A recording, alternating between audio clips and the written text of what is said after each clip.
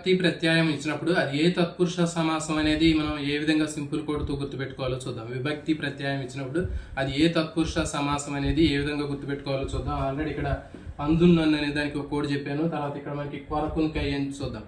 కొరకున్కాయ అనేటటువంటి విభక్తి ప్రత్యయం ఇచ్చినప్పుడు అది ఏ తత్పురుష సమాసం అనేది ఎట్లా గుర్తుపెట్టుకోవాలంటే చూడండి, నలుగురి కొరకు నలుగురికై బతకాలి అని గుర్తుపెట్టుకోండి. మనందరికీ తెలుసు ఇది నానుడి, నలుగురి కోసం బతకాలి, నలుగురి కొరకు బతకాలి అని చెప్తుంటారు.